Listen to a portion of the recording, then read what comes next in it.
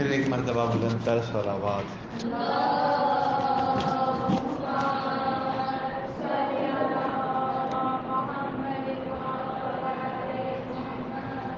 ما شاء اللہ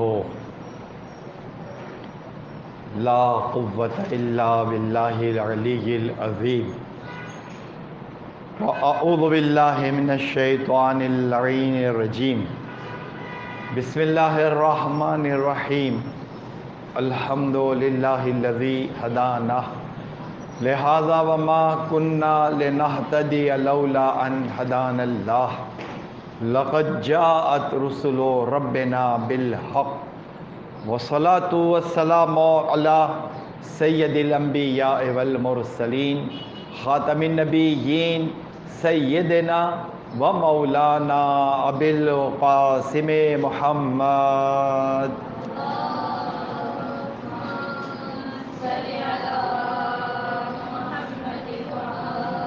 اللہم صل علی محمد و آل محمد واہل بیتہ الطیبین الطاہرین المعصومین المظلومین، اما بعد فقد قال اللہ تبارک و تعالی فی کتابہ المبین وہو اصدق الصادقین وقولہ الحق۔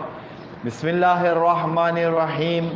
ومن اظلم ممن افترى علی اللہ الکذب وهو يدعى إلى الإسلام والله لا يهدي القوم الظالمين، يريدون ليطفئوا نور الله بأفواههم والله متم نوره ولو كره الكافرون، هو الذي أرسل رسوله بالهدى ودين الحق ليظهره على الدين كله ولو کرہ المشرکون۔ درود پڑھیے محمد اور آل محمد پر۔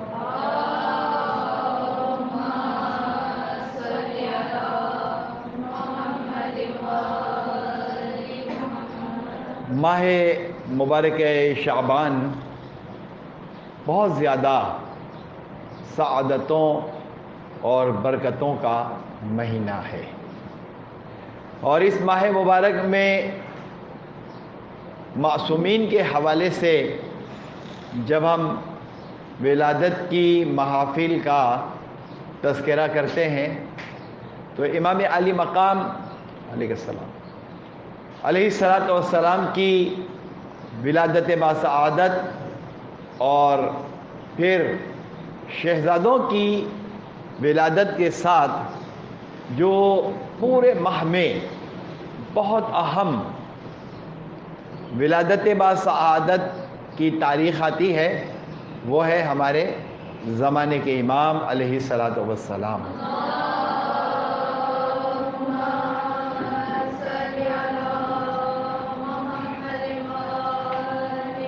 چونکہ ہمارے ملک میں کچھ عجیب مشکلات کا ہمیں سامنا کرنا پڑتا ہے، اس لیے ہمارے ہاں جو ایک عام رجحان پایا جاتا ہے وہ رجحان یہ ہے کہ مولا کی امامت کو، حکومت کو، ولایت کو ثابت کیا جائے۔ یہ جو میں نے ابھی 3 جملے کہے ہیں یہ ہمارے ملک کی مشکلات کی وجہ سے ہیں، یعنی ہمارے مد مقابل جو بنی امیہ اور ان کے پیروکار یا ان کے ماننے والے ہیں وہ مولا علی علیہ السلام کی ان عظمتوں کا ادراک نہیں رکھتے ہیں، حالانکہ ہمیں زیادہ مولا پر گفتگو نہیں کرنی چاہیے تھی، مجبوری ہے، وہ ایک بہرحال ایک مسئلہ تو ہے، لیکن ہمیں زیادہ سے زیادہ جس موضوع پر علیہ السلام گفتگو کرنی چاہیے تھی وہ موضوع تھا ہمارے زمانے کے امام۔ اس کی بنیادی وجہ یہ ہے کہ ہم خدا کو تو مانتے ہیں، سارے انبیاء کو مانتے ہیں، سارے رسولوں کو مانتے ہیں، عدالت کا ایمان ہے، امامت کو بھی مانتے ہیں اور قیامت کا بھی عقیدہ ہے۔ تو اب یہ 5 اصول دین جو ہیں ان میں جو لفظ آپ کو بتانا چاہ رہا ہوں وہ یہ ہے کہ 12 امام ہمارے ہیں، لیکن 11 امام جن کی شہادتیں ہو گئیں ان کا ہمارے دور سے بالمشافہ ظاہراً تعلق نہیں ہے۔ ہم مولا کے زمانے میں نہیں تھے، ہم 11ویں امام کے زمانے میں نہیں تھے، ہم کس دور میں زندگی گزار رہے ہیں؟ ہم دور امام میں 12 کے دور میں ہم زندگی گزار رہے ہیں۔ تو اب ظاہر سی بات ہے کہ ہمیں پوری توجہ ان کے بارے میں دینی چاہیے۔ اور خود امام علیہ السلام، جب میں امام کہہ رہا ہوں تو اس سے مراد ہے 12ویں امام، خود امام علیہ السلام کے موضوعات جو ہیں ان کی بے بہا الگ الگ شقیں ہیں۔ نظریہ امامت یہ تو سارے اماموں کے لیے مشترک ہے، لیکن نظریہ امامت اگر ثابت ہو جائے تو بات مکمل ہو گئی کہ ہمارا عقیدہ امامت۔ لیکن پھر جب مرحلہ 11ویں امام کی شہادت کے بعد ایک نیا دور شروع ہوا اور ایک زندگی کا ایک بہت خطرناک الجھاؤ والا دور، ہم چونکہ عادی ہو گئے، ہم چونکہ اس ماحول میں اس طرح سے رچ بس گئے ہیں کہ اب ہمیں افسوس نہیں ہو رہا، احساس نہیں ہو رہا۔ حالانکہ ہمیں 11 امام کی شہادت کا قلق ہو، لیکن سب سے زیادہ جو ہمارے لیے افسوسناک مقام ہے اور ہمارے لیے گھمبیر مرحلہ ہے وہ ہماری ملاقات کا نہ ہونا ہے۔ یعنی آپ جب چاہیں مجھے فون کریں، جب چاہیں میں آپ کو فون کروں، آپ جب چاہیں میرے یہاں آ جائیں، میں جب چاہوں آپ سے بات کروں، گھر آؤں، لیکن یہ کتنا مشکل وقت ہے کہ امام تو ہمیں دیکھ رہے ہیں، امام ہماری مشکلات کو حل بھی کر رہے ہیں، لیکن ہم بالمشافہ، یعنی دعا کا ایک انداز الگ ہے کہ ہم خدا سے دعا کرتے ہیں اہل بیت کے صدقے میں، پنجتن پاک کے صدقے میں، دیگر جو باب الحوائج ہیں ان کے صدقے میں، لیکن خدا تو ٹھیک ہے حقیقی معنوں میں وہ ہمیں نظر نہیں آ سکتا، لیکن وہ ذات کہ جو نظر آ سکتی ہے اور وہ ہمیں نظر نہیں آتی، ظاہر ہے کہ ان کا نظر نہ آنا بہت ساری باتوں کی وجہ سے ہے، جس میں سے جو سب سے اہم جو ہمارا مرحلہ ہے، اوروں کی بات کو بعد میں کریں گے، جو ہمارا مرحلہ ہے وہ یہ ہے کہ امام جیسے اصحاب، جیسے انصار، جیسے محب اور جیسے چاہنے والے چاہتے ہیں ویسے ہم ابھی تک بنے نہیں ہیں۔ یہ ہمارے لیے کوئی اچھی خبر تو نہیں ہے کہ امام کا ہم نام لیں، ہم پکاریں اور پھر کوئی کہے کہ بھائی ان کا ایڈریس دے دو، تو ہم کہیں کہ جناب وہ سامرہ میں مقام غیبت جو ہے وہاں پر سے غائب ہو گئے اور پوری دنیا کے اندر وہ ہیں، مگر ہم بالمشافہ ملاقات نہیں کر سکتے۔ یہ ہمارے لیے دکھ کا باعث ہوگا۔ بنیادی طور پر اس وقت میں نے 3 آیات کی تلاوت کی ہے اور سورہ کا نمبر ہے 61، سورہ کا نام ہے سورہ صف اور آیات کے نمبر ہیں 7، 8 اور 9، 7، 8 اور 9۔ پروردگار عالم نے ایک پورا خاکہ بہت ساری آیتوں کے ساتھ اس آیت میں بھی ہمارے لیے واضح کر دیا ہے۔ ومن، جو، کون، من کا مطلب ہوتا ہے کون، جو، ومن اظلم، اظلم ظلم سے نکلا ہے.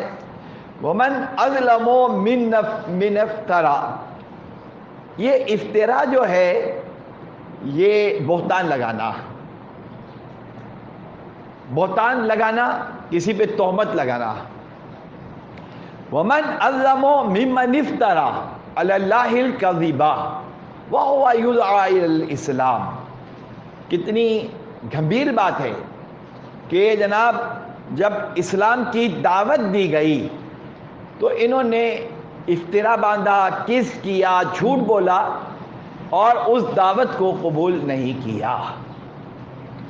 یہاں پر خطاب تو غیروں سے ہے، لیکن غیروں سے خطاب ہونے کے باوجود کلی طور پر اس جملے پر ہم اگر آ کر اپنی توجہات کو مبذول کروائیں اور کریں تو نتیجہ یہ برآمد ہوتا ہے کہ جناب علی پورا مکمل دین اور پورا مکمل اسلام، زمانے کے امام آئیں گے تو کریں گے کیا، یا نبی اکرم کر نہیں سکے، یا 11 امام ہمارے سر انجام نہیں دے سکے، وہ کیا تھا؟ وہ ایک لفظ تھا کہ اللہ کا دین جس طرح سے دنیا میں نافذ ہونا چاہیے ویسے نافذ نہیں ہو سکا. میں ابھی رکا ہوا ہوں ومن اظلم ممن افترا علی اللہ الکذب وہو یدعی الی الاسلام، یہاں پہ میں رکا ہوا ہوں.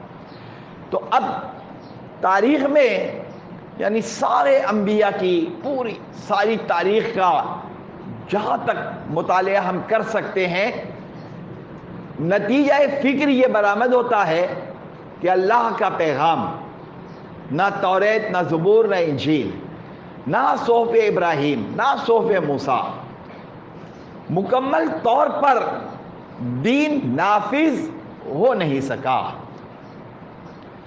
وجہ کیا بنی؟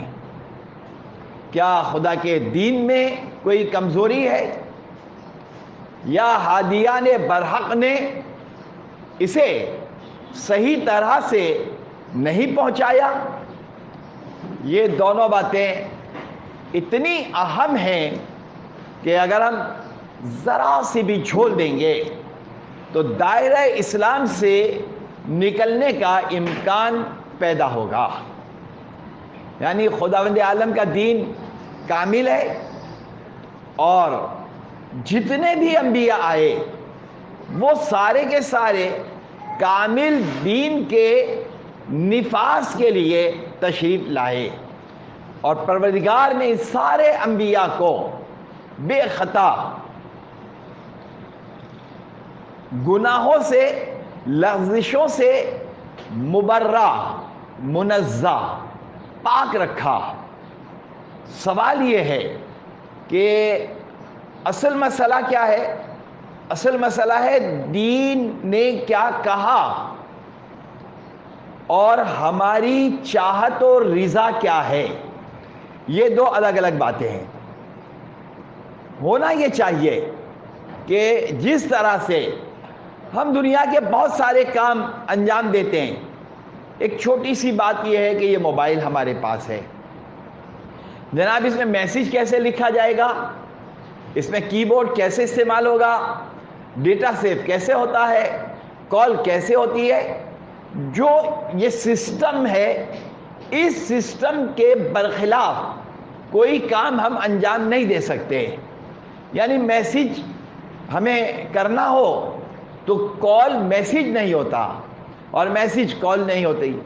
لہذا جناب جو یہ سسٹم بنا، اس سسٹم پر ہمیں عمل کرنا ہوگا، ورنہ ہم اسے استعمال نہیں کر سکتے. لیکن دین میں ایسا نہیں کیا گیا.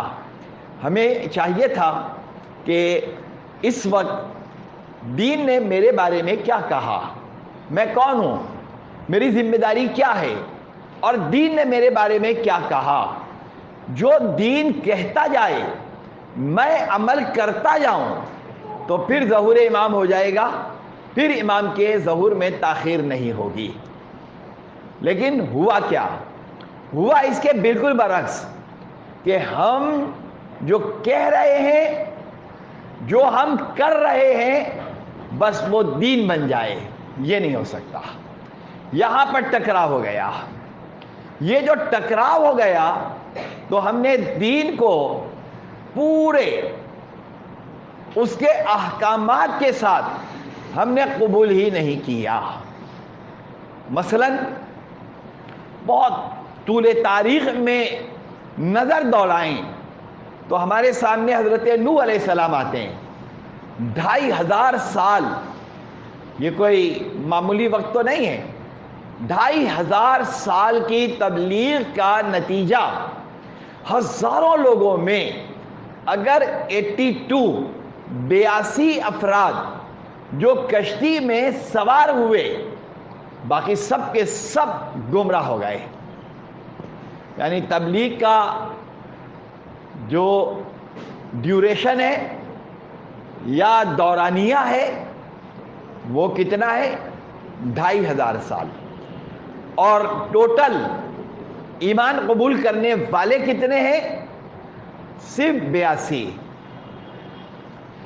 اس بات کو اب تمام انبیاء کی تاریخ میں، مثلا آپ کو ایک مجلس پڑھنی ہے، ان شارٹ آپ پڑھ دیں، اشرا پڑھنا ہے تو آپ اس کو پھیلا دیں، وہاں سے آپ فرعون حضرت موسیٰ کا مقابلہ کروائیں، شداد کی بات کریں، حامان کی بات کریں، نمرود کی بات کریں، اور وہ پورے مراحل ایک مجلس میں بیان کرتے جائیں، اور پھر پلٹ کر آئیں کہ 28 رجب کو جب مولا امام عالی مقام مدینے سے گئے تو مدینے سے جو لوگ آپ کے ساتھ تھے، تو کیا یہ سارا اہل مدینہ آپ کے ساتھ چلا یا معدود چند لوگ چلے؟ یہ جو 72 کی تاریخ یا الفاظ یا عدد بتایا جاتا ہے، بہرحال تاریخ میں اختلاف ہے اپنی جگہ پر۔ جس طرح سے میں نے شہزادی سکینہ سلام اللہ علیہا کے بارے میں بہت ساری باتیں آپ کی خدمت میں ایسی گزارش کی کہ شاید آپ نے اس سے پہلے کبھی سنی نہ ہو۔ میں نے وعدہ بھی کیا تھا کہ فرام جسٹ سیکنڈ جو ہماری تقریر ہوگی شہزادی کے بارے میں ہوگی، لیکن بہرحال وہ ماحول بدل گیا اور وہ باتیں رہ گئیں۔ پھر کبھی انشاءاللہ موقع ہوگا۔ تو جناب ابا عبداللہ الحسین کے ساتھ مدینہ پورا بھرا ہوا ہے، بھرا ہوا مدینہ، ہزاروں لوگ ہیں، لیکن ایمان کے ساتھ 35-40 لوگوں سے زیادہ مدینے سے نکلے نہیں۔ کچھ لوگ مکے میں شامل ہو گئے، ایک عیسائی گھرانہ تھا، وہ مثلا کنورٹ ہوا، مومن ہوا اور امام کے ساتھ آ گیا۔ کچھ لوگوں کے جانے کی بھی خبریں تاریخ کے اندر موجود ہیں کہ کچھ لوگ واپس گئے، یا کچھ قاصد تھے، یا کچھ جو اونٹوں کے نگہبان ہوتے ہیں، یعنی جن اونٹوں پہ امام علیہ السلام آئے تو چونکہ ایک اونٹ تو نہیں تھا، یا مثلا 40 اونٹ تو نہیں تھے، یہ بات بڑی تجزیہ کرنے والی ہے کہ امام علیہ السلام نے کربلا کے میدان میں خیمے لگائے۔ تو کتنے خیمے لگائے؟ یہ خیمے آئے کہاں سے کربلا میں؟ خود امام جب مدینے سے چلے تھے تو امام خیمے ساتھ لے کر گئے تھے۔ 250 ناقے، اونٹ امام علیہ السلام کے ساتھ تھے، اور پانی کتنا وافر امام نے پانی کا ذخیرہ کر رکھا تھا۔ ظاہر لقودق صحرا میں یہ الفاظ اس لیے استعمال کر رہا ہوں کہ مجھے اس سے آسان والے الفاظ بھی آتے ہیں، لیکن میں اس لیے کرتا ہوں کہ منبر پر اس قسم کے سجے ہوئے الفاظ اچھے معلوم ہوتے ہیں، اور ادب کے لحاظ سے یہ ہماری عادت میں شامل ہو جائیں تو آہستہ آہستہ ظاہر ہے کہ یہ سارے الفاظ لقودق صحرا، ریگستان، چٹیل میدان اور جناب اس قسم کے ہموار اور نا ہموار راستے کہ جہاں ٹیلے بھی ہیں، پہاڑ بھی ہیں، یہاں ریگستانی علاقہ بھی ہے جہاں کوسوں میل دور دور تک پانی کا کوئی نام و نشان نہیں ہے۔ آپ کو معلوم ہے قیس بن مصہر اسدی تشریف لائے تھے اور وہ حر کا لشکر آیا تھا اور وہ جاں بلب تھا، یعنی پانی نہیں تھا۔ تو پھر یہ پورا امام کا کاروان، یہ بچے، یہ عورتیں، امام نے کئی اونٹوں پر فقط پانی کا ذخیرہ کیا تھا۔ یعنی یہ تو میں نے بیچ میں ایک بات بتائی ہے۔ تو اب کربلا کے میدان میں امام آئے، 30,000 کا لشکر مد مقابل، سارے کلمہ پڑھنے والے سارے، اور یہاں پر چلے مشہور تعداد جو 72 ہے، 72، اسی کو ہم بیان کرتے ہیں۔ 72 افراد، 72 افراد۔ تو جناب علی یہ ایک ڈس بیلنس فوج ہے، 30,000 ایک طرف اور یہ 72 جس میں 6 مہینے کا بچہ بھی ہے، اور اس میں 3 دن کے بچے بھی ہیں، اور اس میں معاملات اس سے بھی بڑھ کر ہیں، جو ہمارے ممبر پہ بیان نہیں ہوتا، معاملات اس سے بھی بڑھ کر ہیں۔ اور ظاہر سی بات ہے کہ بچیوں میں، جوان خواتین میں اور بوڑھی عورتوں میں ہر سن و سال کے اصحاب انصار اور بچے بھی، لڑکیاں بھی لڑکے بھی ہیں کہ جن کی ایک پوری ہسٹری ہے۔ تو اب جناب اس زمانے میں تو ہزاروں لوگ تھے، انہوں نے دین کو قبول نہیں کیا۔ ہماری گفتگو کا محور کیا ہے کہ زمانے کے امام نہیں آ رہے، وجہ کیا ہے؟ ارے بھائی زمانے کے امام تو سامنے موجود ہیں، یہ امام نہیں آ رہے، وہ تو سامنے موجود ہیں۔ کتنے لوگوں نے امام کو امام مانا اور امام کی مدد کی؟ یعنی ہم یہ کہہ رہے ہیں کہ امام آئیں گے، اجل اللہم فرجہم، نماز کے بعد دعا کرتے ہیں، اللہم کل ولیک الحجت والی دعا پڑھتے ہیں، الہی عظم البلا والی دعائیں پڑھتے ہیں، مثلا زیارت جامع کبیرہ پڑھتے ہیں، زیارت آل یاسین پڑھتے ہیں، مناجات امیر المومنین پڑھتے ہیں، اور دعائیں وغیرہ پڑھتے رہتے ہیں۔ یا صاحب الزمان ادرکنی، یا ابن الحسن، یا ابن الزہرا، اس قسم کے جملے ہم پڑھ رہے ہوتے ہیں۔ لیکن امام آ جائیں گے تو کیا ہم امام کے حکم پر جو امام کہیں گے، جو امام چاہیں گے اور جو امام کہیں گے، کیا ہم امام کے فرمان کو ماننے کے لیے فی زمانہ تیار ہیں یا تیار نہیں ہیں؟ اس کا جواب میرے پاس تو نہیں ہے، اگر آپ کو آتا ہے تو جواب دے دیں اور ایک مرتبہ صلوات پڑھ لیں۔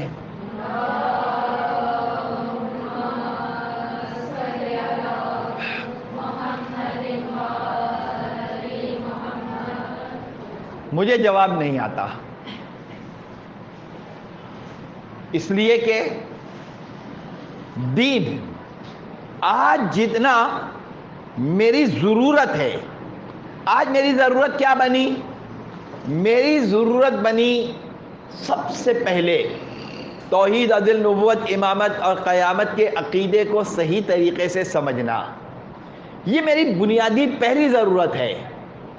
اور اس کے بعد پورے دین میں سے، پورا دین نہیں، پورے دین میں سے، یہ جو میں نے ابھی کہا ہے کہ پورا دین نہیں، تو کیا ہمیں پورا دن اس پر عمل نہیں کرنا ہے؟ اس کا جواب یہ ہے کہ نہیں، پورے دین پر ہمیں عمل ابھی نہیں کرنا۔ کیا مطلب؟ میرے پاس تو 5,000 روپے بھی نہیں ہیں، تو حج مجھ پہ واجب نہیں ہوا، حج واجب نہیں ہوا۔ 10 15 لاکھ 20 لاکھ ہوں گے تب حج واجب ہوگا۔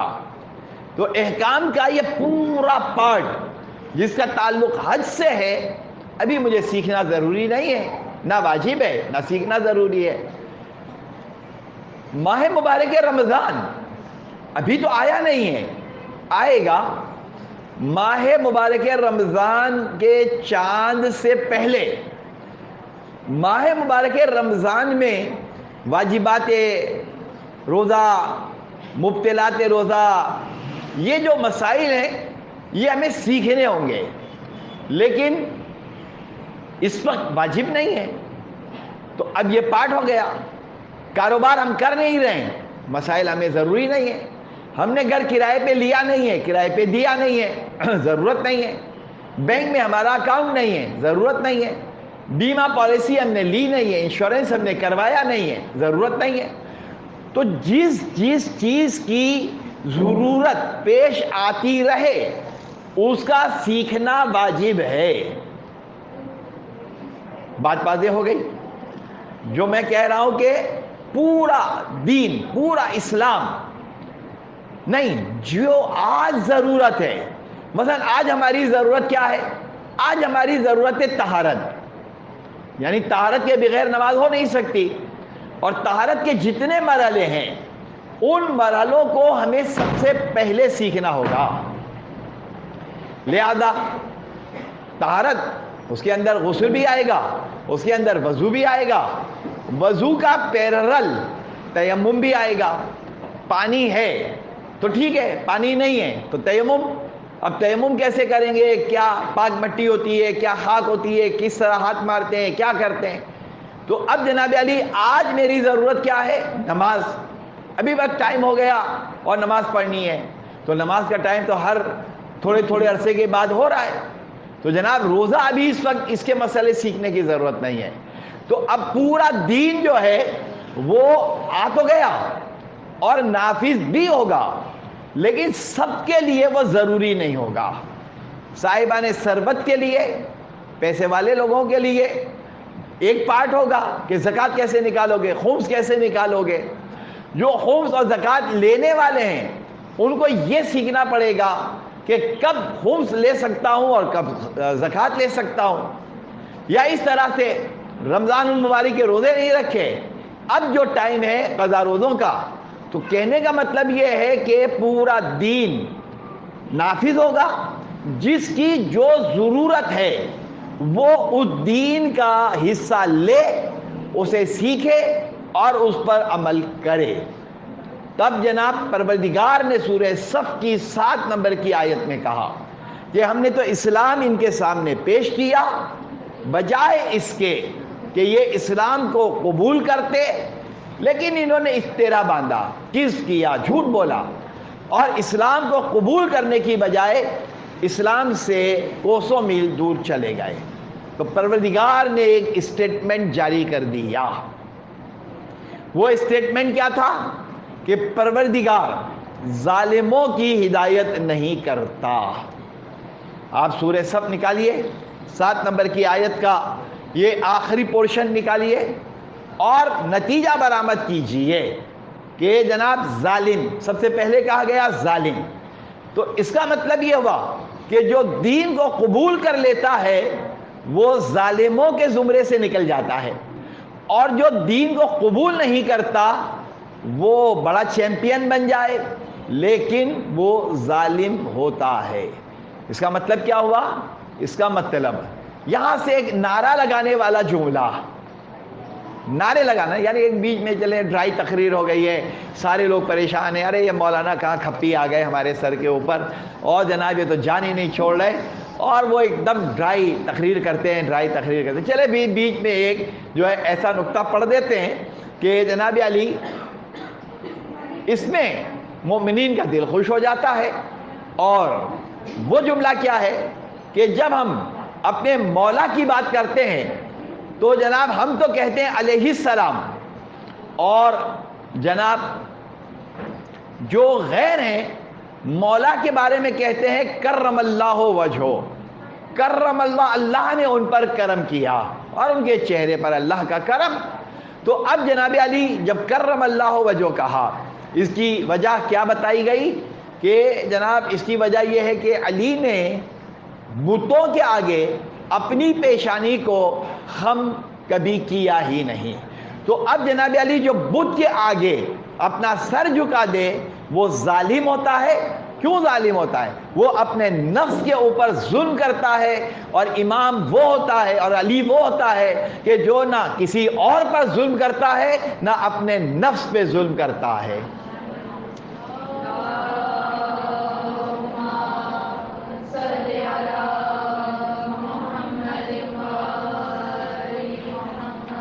بے بہا فضائل کے نقطے ہیں، لیکن میں آپ کو یہ اس لیے سمجھا رہا ہوں کہ اس سے شقیں نکلیں گی اور آرام سے مجلسیں تیار ہوں گی۔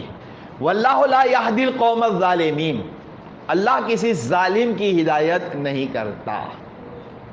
تو اب ظالم کتنے درجے بنیں گے؟ میں بھی ظالم ہوں، آپ کے بارے میں کچھ نہیں کہتا، لیکن دنیا کے اندر بہت سارے لوگ، ہزاروں لوگ ظالم ہیں۔ اور جناب ظلم جو ہے فقط یہ نہیں ہے کہ میں نے آپ پر ظلم کیا، نہیں، میں نے اپنے نفس پہ ظلم کیا، اپنے آپ پر ظلم کیا۔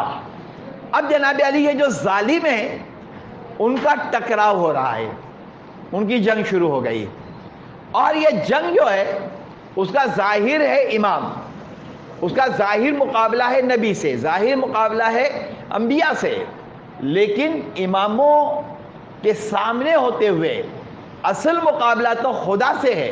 یعنی امام کا دین امام کا تھوڑی ہے، رسول کا دین رسول کا تھوڑی ہے، یہ تو اللہ کا دین ہے۔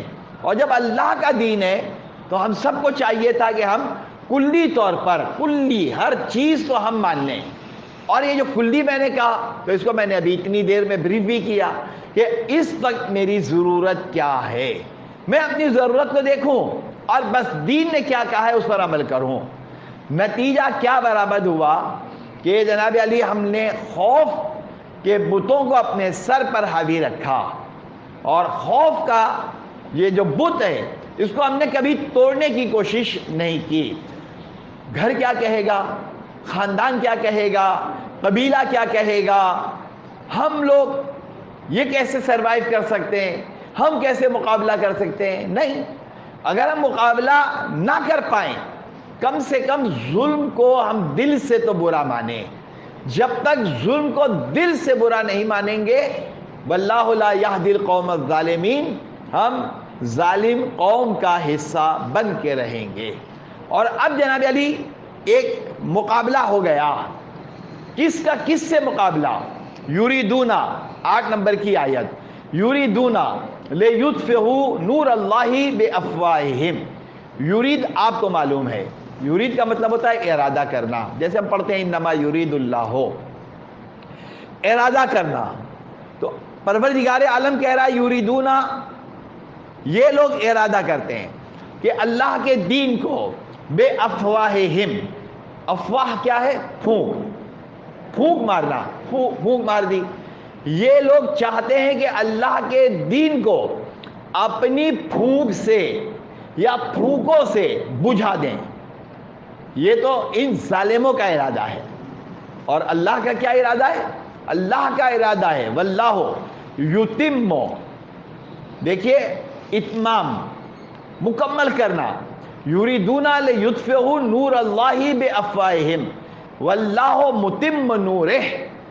پروردگار عالم نے ارادہ کر لیا ہے کہ اپنے نور کو مقام اطمینان، اتمام، مقام نبو، مقام کہ جہاں پر مکمل اسلام نافذ ہوگا، پروردگار اتمام کر دے گا۔ اور جب پروردگار اتمام کر دے گا تو اس کے رزلٹ میں کیا ہوگا؟ اس کے رزلٹ میں وَلَوْ كَرِهَ الْكَافِرُونَ، ایک وقت آئے گا، کافر تو نہیں چاہ رہا، مشرک تو نہیں چاہ رہا، امریکہ تو نہیں چاہ رہا، برطانیہ تو نہیں چاہ رہا، لیکن اللہ چاہ رہا ہے، اور ایک وقت آئے گا کہ جب اللہ اپنے ارادے کو مکمل کر دے گا، اور وہ ارادہ جب ہوگا تو اس سے پہلے کے جو مرحلے ہیں جن کو ہم علامات ظہور امام کہتے ہیں، وہ بڑی عجیب و غریب بات ہے۔ آج اسرائیل نے مثلا فلسطین پر حملہ کر دیا، یہ لفظ بہت آسان ہے، لیکن اگر پورے غزہ کو تباہ کر دیا تو کتنی بلڈنگیں ٹوٹ گئیں، کتنے بچے مر گئے، کتنی عورتیں مر گئیں، کتنے لوگ، یعنی یہ جو تعداد بتائی جا رہی ہے 30,000، تو 30,000 افراد، بچے، جس میں تقریباً 16,000 20,000 بچے، تو اب جناب علی یہ بچے، یہ عورتیں، یہ سب جناب بلڈنگیں ٹوٹ گئیں، اس کا مطلب آپ کا کچن تباہ ہو گیا، آپ کا سوریج سسٹم ختم ہو گیا، آپ کے پاس اب پانی نہیں ہے، اب آپ بھوکے ہیں۔ دیکھیے یہ جو دور ہے یہ ان علاقوں میں ہو رہا ہے، مثلا یہ کہ یمن ہے، مثلا لبنان ہے، مثلا یہ فلسطین کا علاقہ ہے۔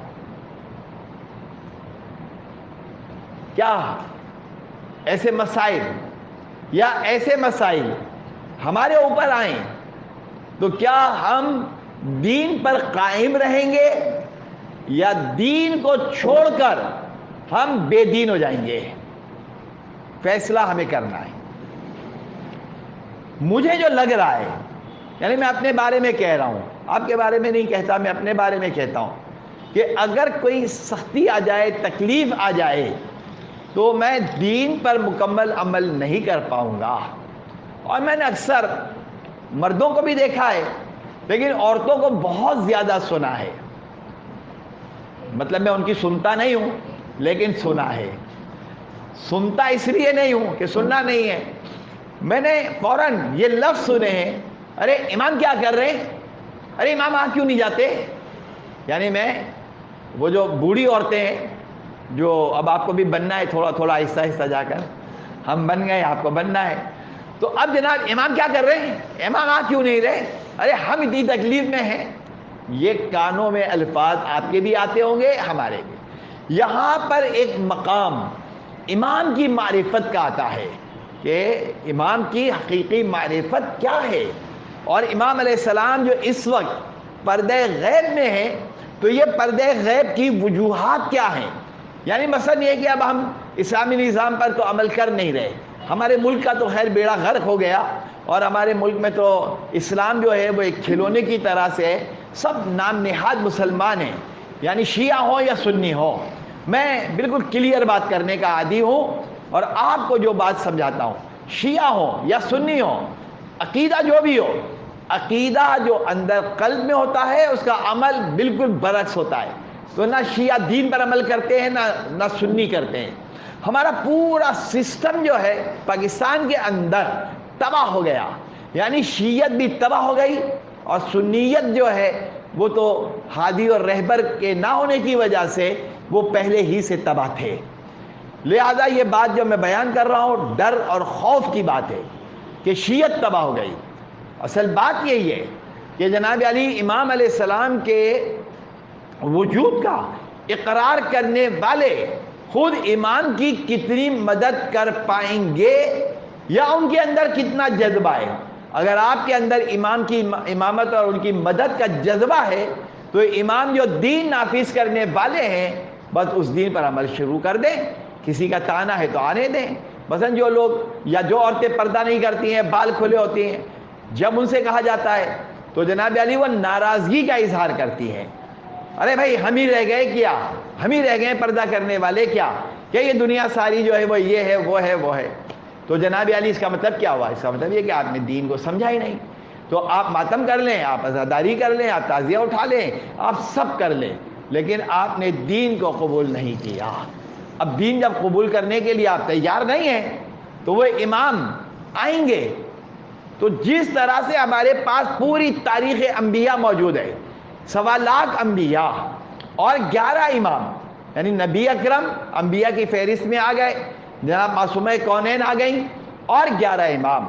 تو 11 اماموں کے دور میں مثلا امام علیہ السلام پر کتنے فیصد لوگ حقیقی معنوں میں ایمان لائے تھے اور حقیقی معنوں میں انہوں نے دین، اسلام، ایمان، شیعت کو قبول ہی نہیں کیا تھا؟ فیصلہ آپ کے ہاتھوں میں ہے۔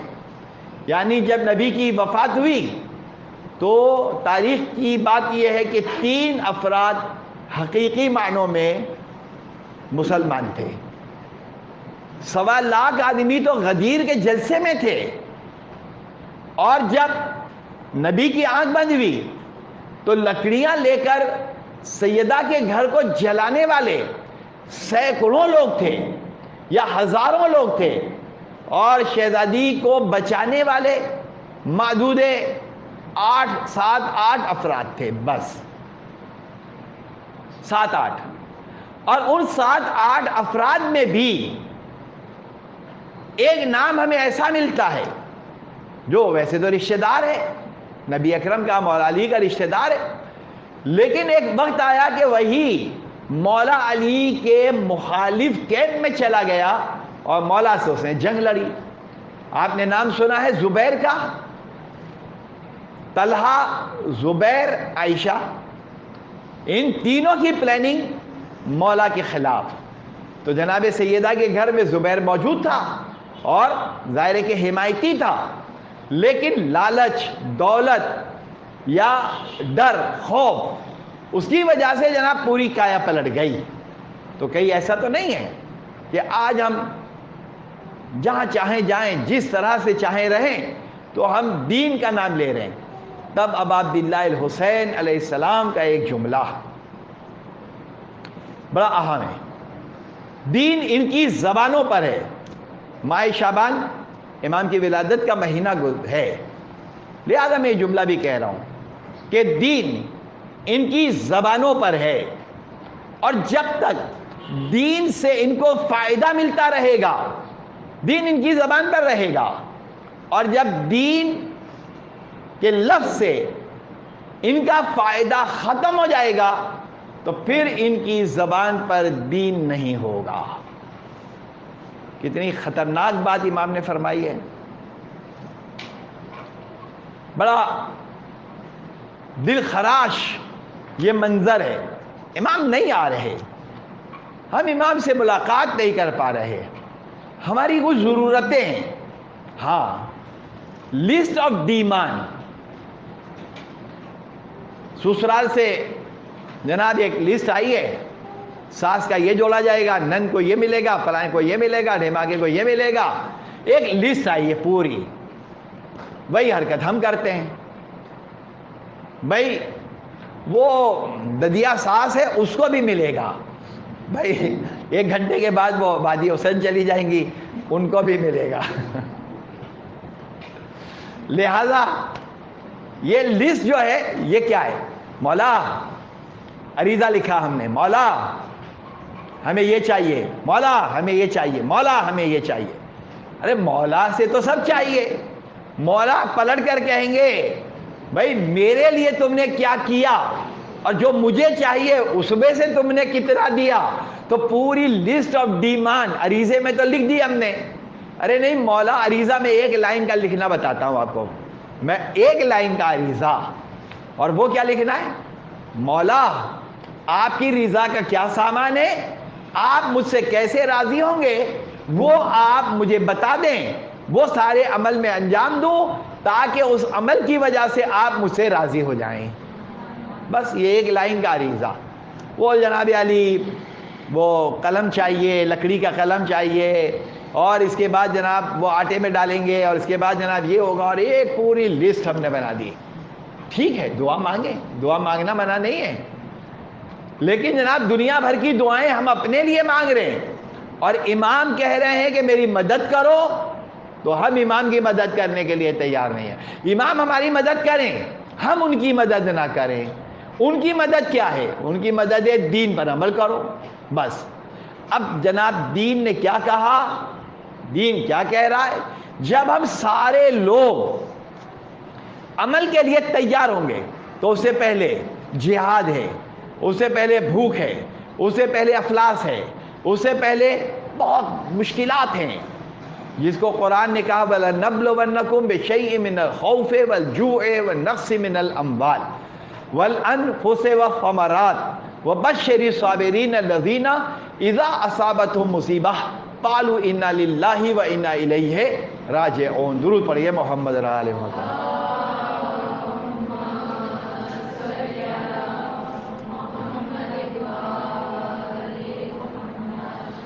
میری باتیں بڑی تلخ ہیں، چبھتی بھی ہیں، لیکن ہیں دل خراش۔ یعنی ہم نے امام کو مذاق سمجھا ہے، ہم نے امام کو کھیل سمجھا ہے۔ پورا ایک مثلا اگر امام تھے تو یا نبی تھے تو 26 غزوے ہوئے، 26 ٹوٹل 82 جنگیں ہوئیں۔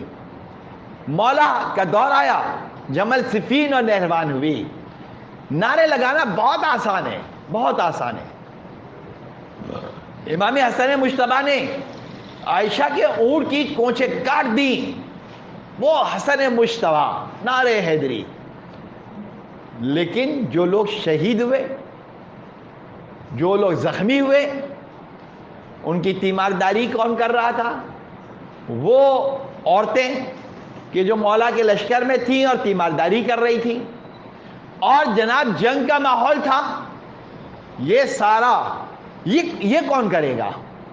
یعنی ہم نے فقط قورمہ بریانی تک اپنی مجلسوں کو محدود رکھا کہ جناب وہاں سے شیرمال مل جائیں گے، وہاں سے قورمہ مل جائے گا، وہاں سے یہ ہو جائے گا، وہاں سے یہ ہو جائے گا. جناب تعزیے کی زیارت کرنا آسان ہے، خود تعزیہ بننا بہت مشکل کام ہے. یہ اتنا آسان نہیں ہے. یعنی میں اپنی بھی بات کر رہا ہوں. ایک ہمارا دوست شہید ہو گیا، اسے پولیس کا جو ہے وہ والٹ لگا اور وہ زخمی تھا، شہید ہو گیا. خود میں اپنی بات کر رہا ہوں کہ مجھے خود قے لگ گئی. یعنی ایک دور تھا، 83 کا زمانہ تھا، تو جناب میں خود بیمار ہو گیا. ایک میت جو خون میں لت پت تھی، وہ میں اپنی آنکھوں سے دیکھ نہیں پا رہا تھا. جیسے امام بارگاہ علی رضا کے شہداء کے جنازے اٹھائے، یا مثلا سندھ مدرسے کے شہداء کے واقعات ہوئے، یا جلوس میں دھماکے ہوئے اور ایک ہنگامہ ہوا، یا 8 ربیع الاول کے جلوس میں یہاں پر ایک دفعہ بڑا کلیش ہوا تھا، شاید آپ لوگ دنیا میں بھی نہ ہو.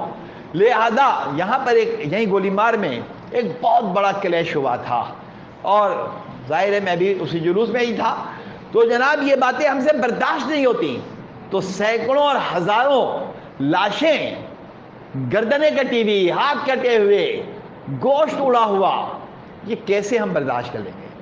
اس لیے یہ ایرانیوں کا دل گردہ ہے، یہ لبنانیوں کا دل گردہ ہے، یہ فلسطینیوں کا دل گردہ ہے.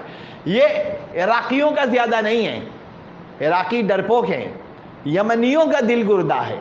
پاکستان پر ایسے مصائب آئیں گے بھی نہیں، اس لیے کہ ہم تیار بھی نہیں ہیں. ہمارا دل گردہ ہے ہی نہیں. جب ہمارا ایسا دل گردہ نہیں ہے تو اللہ ایسا امتحان بھی ہم سے نہیں لے گا. خرابی کیا ہوگی؟ خرابی یہ ہوگی کہ جب امام علیہ السلام آئیں گے تو پورے پاکستان سے ایک عورت کا تذکرہ آتا ہے جو ملتان کی رہنے والی ہوگی، اور وہ امام سے سب سے پہلے جا کر ملاقات کرے گی. پاکستان سے ایک عورت ملتان کی. اور میں نے آپ کو پہلے بھی بتایا، آج پھر بتا دیتا ہوں، چونکہ 15 شعبان میں ہو سکتا ہے آپ کو کہیں میلاد پڑھنے جانا ہو، تو آپ اپنی میلاد جیسے بھی تیار کریں، لیکن آپ یہ باتیں بھی ضرور اس کے اندر شامل کر لیں تاکہ میرا ایصال ثواب ہوتا رہے. یہ تو میں اپنے ایصال ثواب کے لیے کر رہا ہوں.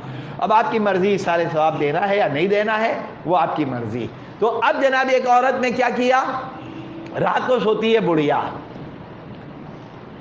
جناب برقع اپنے سرانے رکھتی ہے، اپنا بٹوا سرانے رکھتی ہے، اور جناب میں مذاقاً کہہ دوں تو بوڑھی عورت ہے، وہ پاندان بھی رکھا ہوگا.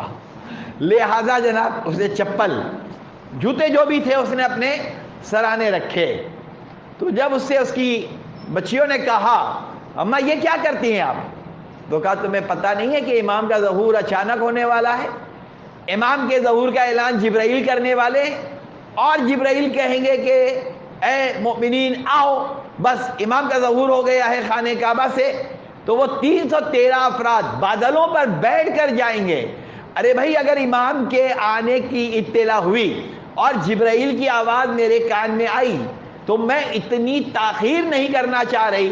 ارے بیٹی بہو کہاں ہو؟ ارے بھائی بٹوا لے آؤ، ارے بھائی میرے چپل لے آؤ، میرا برقع لے آؤ. میں اتنی بھی تاخیر نہیں چاہ رہی، ادھر امام آواز دیں اور ادھر اڑ کر میں امام کی خدمت میں حاضر ہو جاؤں.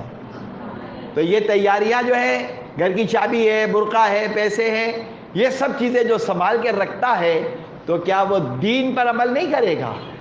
اس کی کتنی نمازیں قضا ہیں، اس کے کتنے روزے قضا ہیں. امام آئیں گے تو کریں گے کیا؟ امام علیہ السلام یہی دین نافذ کرنے والے ہیں. بتاؤ بھائی تمہاری کتنی قضا نمازیں؟ بس اس طرح سے ادا کرو، یہ نظام. اور جب یہ پورا نظام نافذ ہوگا تب جناب علی امام کا ظہور ہوگا. ہم تیار نہیں ہیں، امام نہیں آئیں گے.